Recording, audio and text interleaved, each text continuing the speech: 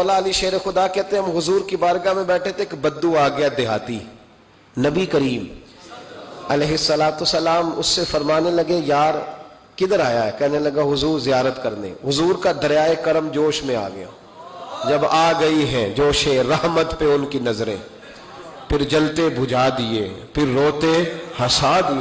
نبی کریم علیہ السلام نے فرمایا اس سے، دیکھنا حضور نے خود فرمایا، خود نبی کریم حضور فرمانے لگے چل تو آ ہی گیا ہے نا، اس طرح کر کچھ مانگ لے، اب تنگی یہ داماں پہ نہ جا، اور بھی کچھ مانگ ہے آج وہ مائل بکرم، اور بھی کچھ مانگ، اور کون دیتا ہے دینے کو منہ چاہیے، دینے والا ہے سچا ہمارا، چل مانگ لے کچھ۔ کہنے لگا حضور واقعی مانگ لوں؟ دیہاتی تھا نا، بدو تھا، یہ جو سوچ سوچ کے چلتے ہیں نا بیچارے اسی طرح رہ جاتے ہیں۔ کہا واقعی؟ حضور نے فرمایا تجھے شک ہے کوئی؟ کہا جو ہے مانگ لے۔ بندہ بدو تھا، بس لمٹ ہی تھوڑی تھی، تھوڑی لمٹ تھی۔ حضور نے فرمایا مانگ۔ کہنے لگا حضور میں نے سفر کرنا ہے، مجھے ایک اونٹ دے دے۔ حضرت علی کہتے ہیں میں نے کہا تجھ پہ افسوس، ہمارا خیال تھا تو جنت کی ٹکٹ مانگے گا، ہمارا خیال تھا تو ماں باپ کو، تو نے اونٹ ہی مانگا ہے بس۔ حضرت علی فرماتے وہ حضرت علی کا بھی خیال ہے کہ حضور سے مانگو تو تھوڑا نہ مانگو، نبی کریم سے مانگو تو کھل کھلا کے مانگو، جب حضور سے مانگو کھل کھلا کے مانگو۔ حضرت علی شیر خدا کہتے ہیں وہ اسی پہ اڑ گیا، حضور مسکرائے، گویا حضور نے بھی کہا یار تو نے مانگا کیا ہے؟ میرے محبوب نے ایک اور کرم فرمایا، کہا چل اونٹ تجھے دیا، کچھ اور بھی مانگ لے، چل کچھ اور، اب تنگی یہ داماں پہ نہ جا، اور بھی کچھ مانگ ہے آج وہ مائل باتا، چل مانگ اور۔ حضرت علی کہتے ہیں میں نے کہا اب سیانہ بنے گا، اب یہ کہے گا حضور 7 نسلوں کی جنت، تو حضور نے فوراً عطا کر دینی ہے۔ اب یہ کہے گا یا رسول اللہ جتنے بیٹھے سب کے لیے اعلان کر دے دوزخ سے آزادی کا، جتنے میری نسل میں لوگ ہیں سب کے لیے اعلان ہو جائے گا، لیکن وہ وہیں کا وہیں رہ گیا، وہیں کا وہیں، چھوٹے چھوٹے دائرے میں ہی۔ مانگ لے۔ کہنے لگا حضور اور بھی کچھ مانگ لوں؟ اونٹ تو میں نے لے لیا ہے۔ فرمایا چل مانگ لے۔ بندہ ہی چھوٹا تھا، یہ جو کہتے ہیں نا دے کچھ نہیں سکتے، اصل میں اتنے ذہن ہے بیچاروں کے، کاسا ہی کوئی نہیں تو انہیں کیا پتا کیا کیا ملتا ہے، یہ تو اس سے پوچھے نا جس کو ملا ہے، اور جن کو ملا ہے پھر کمال ہی ہو گئی ہے، کھل کھلا کے ملا ہے۔ اور میرے ایک استاد تھے تو ان سے ایک شخص نے کہا کہ حضور فلانا مولوی جمعے پہ کہہ رہا تھا حضور کچھ نہیں دیتے، فرمانے لگے اسے ملا کچھ نہیں نا، ہم سے آ کے پوچھے ہم کیا تھے، میں گلیاں دا روڑا کوڑا تے محل چڑھایا سائیاں، ہم سے پوچھے جنہیں ملا ہے اور کس طرح ملا ہے۔ نبی کریم نے فرمایا اور مانگ لے۔ کہنے لگا واقعی دیں گے؟ فرمایا ہاں دیں گے۔ کہنے لگا جی اونٹ دے دیا تو پھر سارے سفر کا کرایہ بھی دے دے، خرچہ بھی دے دے، پیسے بھی دے دے۔ حضرت علی کہتے ہیں میں نے کہا اوہو کچھ نہیں بھئی، اس کی حیثیت ہی نہیں، کدھر چلا گیا؟ اب حضور نے خود یہاں محبوب کریم نے روک کے ارشاد فرمایا، حضور مسکرائے، فرمایا جا تجھے آنے جانے کا خرچہ بھی دیا۔ اب ذرا لفظ سننا، حدیث طبرانی ہے، محبوب فرمانے لگے تجھ سے تو حضرت موسیٰ کے دور کی وہ بوڑھی اچھی ہے، خود حضور فرما رہے تجھ سے تو جناب موسیٰ کے زمانے کی وہ بوڑھی۔ حضور کون سی بوڑھی؟ صحابہ کہتے ہیں ہمارے کان کھڑے ہو گئے، یا رسول اللہ کون سی بوڑھی؟ ذرا مزار کی برکت دیکھیں۔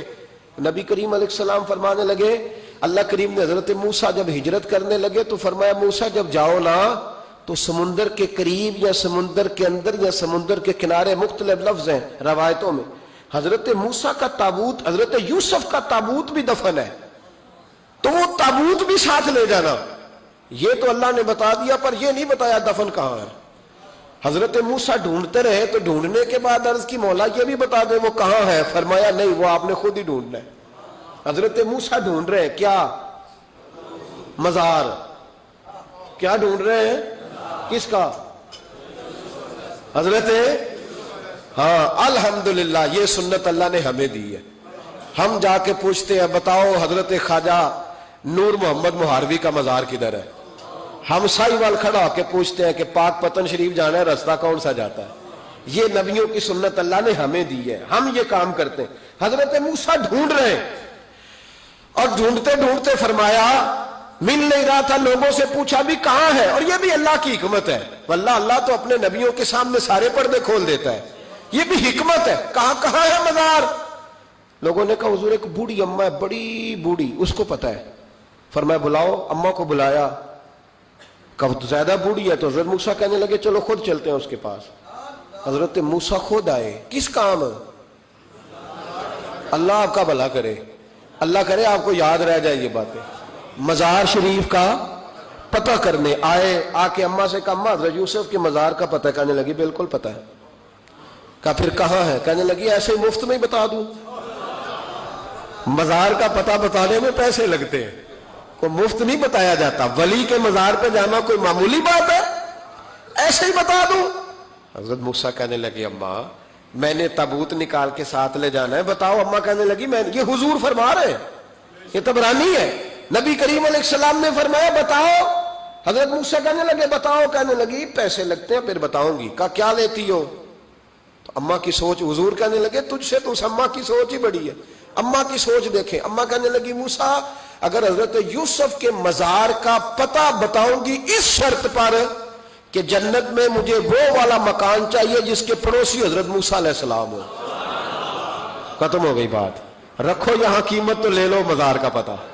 لوگ سمجھتے ہیں مزار کوئی معمولی بات ہے. کوئی معمولی لوگ ہیں صاحب, یہ بہت بڑی بات ہے مزار کا پتہ. کہا اس جنت میں وہ والا مکان جس کے ہمسائے حضرت, یعنی ادھر تسی ہو وہ تو ادھر تے کاندھ, ہاں پنجابی میں کاندھ سانجی ہو گئے, پھر پتہ بتاؤں گی.